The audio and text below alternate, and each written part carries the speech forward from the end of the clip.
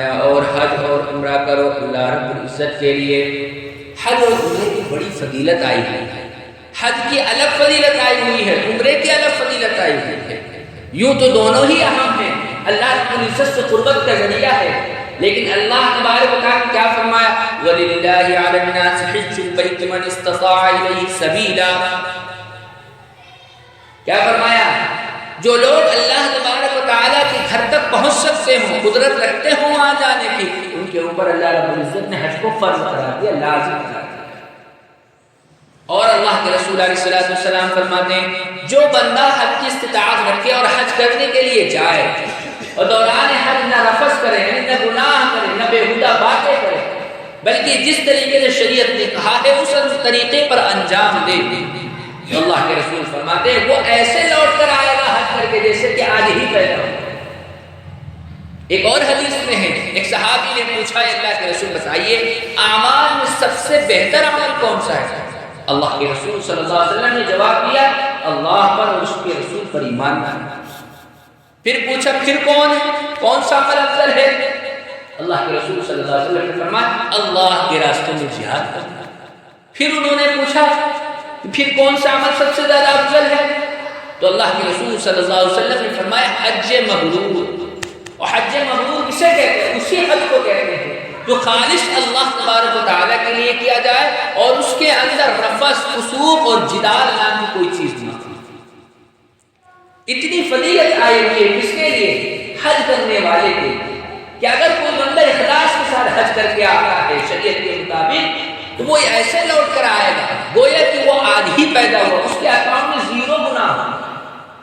اور جو بندہ استطاعت کے باوجود حج نہ کرے اس کے لیے وعید بھی بیان کی گئی۔ اللہ کے رسول علیہ السلام فرماتے ہیں جو بندہ استطاعت کے باوجود حج نہ کرے تو مجھے کوئی پرواہ نہیں، وہ یہودی ہو کر مر جائے یا نصرانی ہو کر مر جائے۔ یہ وعید ہے ان لوگوں کے لیے جو استطاعت کے باوجود حج نہیں کرتے ہیں۔ اور ایسے بہت سارے لوگ ہیں آپ کے معاشرے میں مل جائیں گے جن کو اللہ رب العزت نے دولت دے رکھی ہے، بے شمار دولت نواز رکھا ہے، وہ اگر چاہیں تو حج کر سکتے ہیں لیکن اس کے باوجود وہ حج کرنے کے لیے نہیں جاتے ہیں۔ ان کو یہ وعید سنانی چاہیے اور یہ وعید ہر حال میں سمجھنی چاہیے کہ جس پر اللہ رب العزت نے حج کو فرض قرار دے دیا ہے وہ اگر نہ کرے اور اسی حالت میں مر جائے، اللہ رب کے رسول صلی اللہ علیہ وسلم نے کیسی وعید فرمائی؟ مجھے کوئی پرواہ نہیں، وہ یہودی ہو کر مرے یا نصرانی ہو کر۔ ہم میں سے کسی کو اگر وہ یہودی کہہ دے تو وہ لڑنے مرنے کے لیے تیار ہے، انہیں مجھے یہودی کیسے کہا؟ آپ بتائیے کہ اللہ کے رسول اس کو فرما رہے ہیں کہ اس کی کوئی پرواہ نہیں کہ وہ یہودی ہو کر مرے یا نصرانی ہو کر۔ اس لیے جب حج فرض ہو تو حج میں دیری نہیں کرنا چاہیے۔ حج اگر فرض ہو جائے تو بس جہاں تک جتنی جلدی ہو سکے آپ پہلے اول مرحلہ میں حج کر لیجیے۔ اور حج زندگی میں صرف ایک ہی مرتبہ فرض، ایک مرتبہ جو بندہ حج کر لے اس کے بعد بھی اس کی زندگی میں دوبارہ حج فرض نہیں ہوتا ہے۔ اگر کوئی بندہ حج کرنے کے لیے دوبارہ جائے گا وہ سنت ہے، حج فرض نہیں ہے۔ حج فرض زندگی میں ایک مرتبہ ہے۔ ایسے ہی عمرے کی بڑی فضیلت آئی ہوئی ہے، عمرہ کرنے والوں کے لیے بھی اللہ کے رسول علیہ السلام نے بڑی فضیلت بیان کی۔ فرمایا جو بندہ عمرہ کرتا ہے رمضان کے مہینے میں تو اسے حج مبرور کا ثواب ملتا ہے۔ فرمایا حج مبرور کا ثواب ملتا ہے۔ اور دوسری حدیث میں اللہ کے رسول علیہ السلام فرماتے ہیں جو بندہ عمرہ کرنے کے لیے جاتا ہے اور بار بار عمرہ کرنے کے لیے جاتا ہے تو ایک عمرے سے لے کر دوسرے عمرے کے درمیان جتنے گناہ ہوتے ہیں وہ سارے کے سارے گناہ معاف کر دیا جاتا ہے۔ یعنی دوسرا والا عمرہ، پہلے والے عمرہ اور ان دونوں کے درمیان جو گناہ ہوئے ہوتے ہیں وہ دوسرا والا عمرہ کفارہ ہو جائے گا۔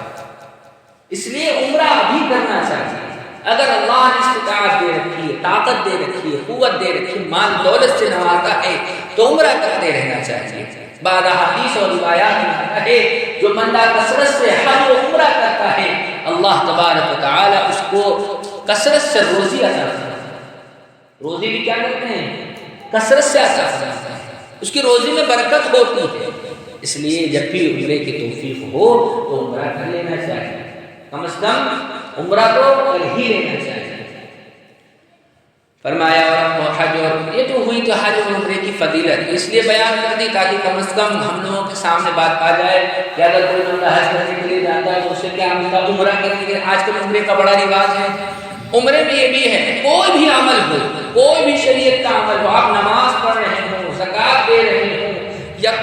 خیر کا کام کر رہے ہیں اس کے سے شرط اول نیت ہے، نیت صحیح ہونی چاہیے، نیت صالح ہونی چاہیے۔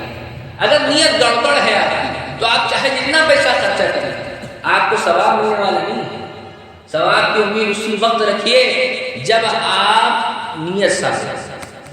اس لیے آج کے بہت سارے لوگ جو عمرہ کرنے کے لیے جاتے ہیں ان کی نیت یہ رہتی ہے کہ ٹھیک ہے بھائی اللہ نے پیسے دے رکھا ہے، ایسا ہے کہ ٹھیک ہے چلو آپ بھی چلو اور اپنے ربوں کو بھی لے جا کے وہاں جا کر کے پھر جیسے ٹور کیا جاتا ہے اس طریقے پر ٹور انجام دے کر چلے آتے ہیں۔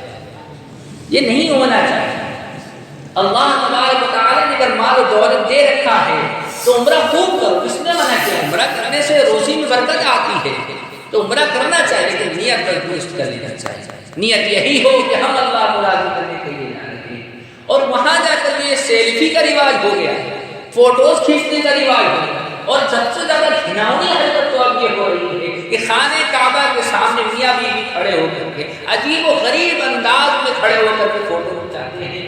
ایک تو فوٹو کھنچوانا خود غلط کام ہے، اور اوپر سے خانہ کعبہ جہاں صرف اس لیے جایا جاتا ہے تاکہ زیارت کرنے کا ثواب ملے۔ لوگ مرتے ہیں وہاں جانے کے لیے، تمنائیں اور آرزوئیں مانگتے ہیں، پوری زندگی کماتے ہیں، اللہ سے دعائیں مانگتے رہتے ہیں اللہ ایک مرتبہ ہم کو اپنے گھر کی زیارت کروا دے۔